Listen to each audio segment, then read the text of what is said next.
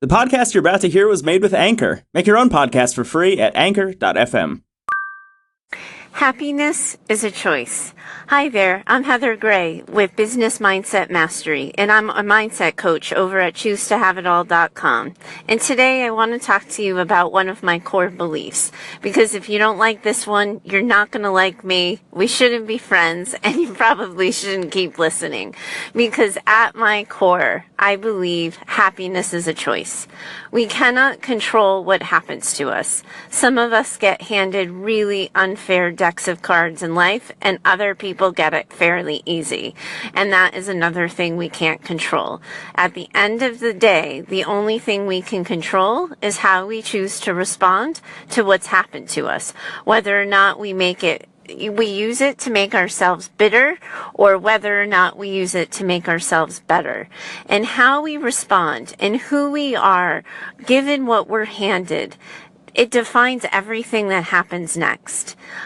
I usually piss people off when I say that, right? Because they say, you don't know, I had an abusive parent. You don't know, I was raised in poverty. You have no idea. I've been depressed for 2 years and I haven't been able to get out of bed. And I hear all the stories and I know all the hard times, and I could easily match them with my own. We've all been through life, right? But here's the thing, is we still have choices every single day. Who we are, what we're going to do next, and whether or not we're going to choose to move, and in the direction that we're going to choose to move. It's entirely our choice. It means we have to face vulnerability. It means we have to be really brave and put on our big boy and girl pants sometimes. And it means taking chances and taking risks and putting ourselves out there. Sometimes it means having hard conversations and telling people how their words have affected us, how their actions have affected us, how we need to change who we are or what we're doing based on what's going on around us. But at the end of the day, our lives and our satisfaction with our lives is largely dependent on what we do with the things that life has handed us. So many people kind of ask me sometimes, where do I think I get off in telling people, that happiness is a choice? They tell me about their sad stories, they tell me about their hard times, and then they quickly tell me that I don't understand. And I kind of get it, right? Because sometimes when I say happiness is a choice, people think I'm blaming the victim. People think that I'm blaming the person who had the hard time. And they think that I'm telling them that they don't get to feel the way that they're feeling. That's not what's happening here. And that's not what I'm saying. People who try to skip the pain, people who try to skip the hard part, well, they're just setting themselves for epic failure, because dysfunctional behaviors and dysfunctional responses in relationships largely happen to people because they're trying to skip the pain. I'm not about skipping the pain. I was a therapist for 10 years before I started my online coaching practice, and I know everything there is to know about validating pain and the human experience. But I think what I teach and what I want to talk to you about is how to choose what happens next. How do you get up off the ground when life has kicked you in the teeth? A lot of people think I'm kind of ballsy because I named my business Choose to Have It All, and they asked me what was up with that. And honestly, Heather Gray is a t-shirt color from The Gap, so I couldn't name my business Heather Gray. But because choose to have it all, the fact that what happens next is largely our choice is why I named my business that. It defines me and it defines how I move through the world, and everybody who meets me should know that right away. But what they don't know is the story attached to it, and that's what I'd like to share with you today. So Choose to Have It All started a couple of years ago, but the story behind it started in 2005. I had been dating my boyfriend for about 2 years. He was an engineer at Gillette, the razor company based in South Boston. We were living in Boston at the time. And I was managing a residential program for teenage adolescent girls. My background is in clinical social work, and I was doing therapeutic treatment with teenage girls and their family. And he had a plan. He was going to become a doctor. He had been working for Gillette for 10 years, and he just decided it didn't make him happy. It didn't light him up. It wasn't fulfilling. And, he just couldn't see the rest of his life spent designing machines that make the razors. So he made the decision to become a medical student and to go back to school for a second career. And he started classes at the Harvard Extension program to get all the prerequisites out of the way. And he was going to be getting ready to resign from his position at Gillette, take an EMT exam, and become an EMT while he saved more money and lived with his grandmother to become a doctor. Meanwhile, in that same span of time, I was working really hard to get a promotion to run a residential treatment program. On Monday of a week in October in 2015, I got promoted. On that Friday, he was on his way to work in a crosswalk, and he was struck by a bus. He was literally hit by a bus. So that expression that we hear, thrown under the bus, if I got $1 for every time I heard it, I would be a very rich woman. And he was rendered permanently paralyzed. And our lives changed in an instant. Just blew up our regular everyday.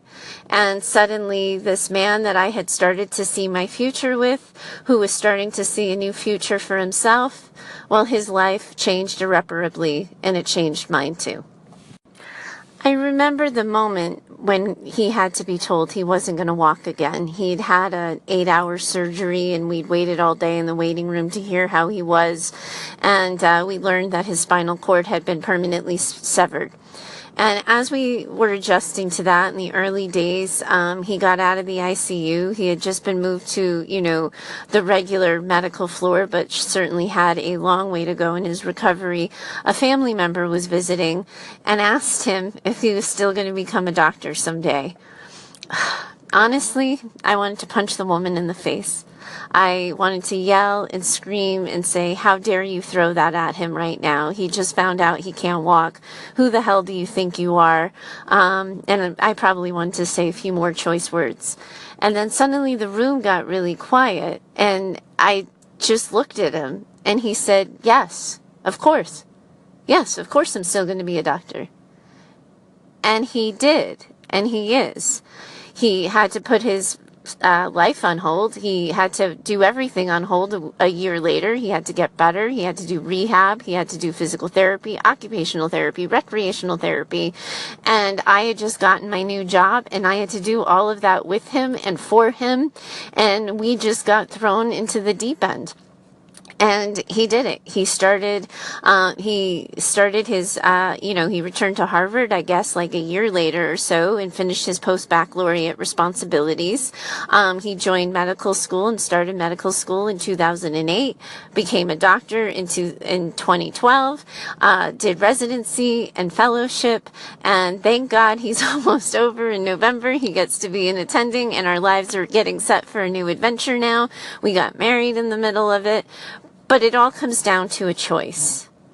He could have said, no, I guess that whole doctor thing isn't for me. No, that would be too hard. No, I don't think I'm up for that kind of challenge. And instead, without missing a beat, he defined who he was. And I fell more deeply in love than I could have ever imagined feeling or being, because he simply said, yes, of course.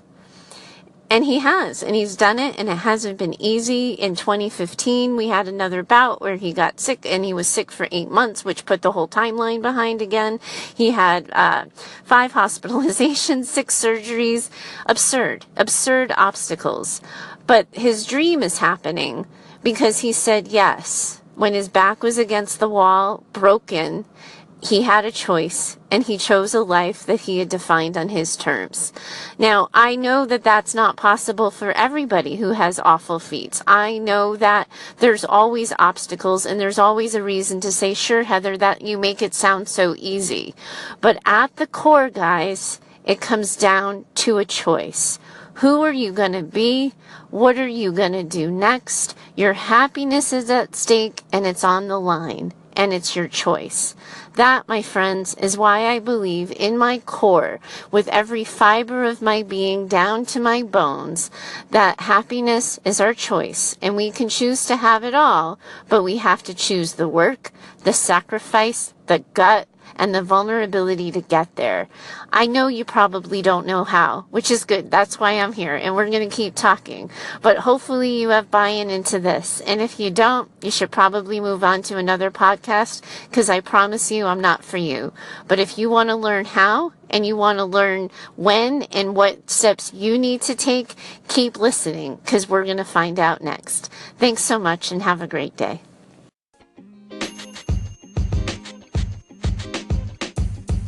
The podcast you just heard was recorded with Anchor. If you want to make your own, download the Android or iOS app completely free from anchor.fm/podcast. That's anchor.fm/podcast.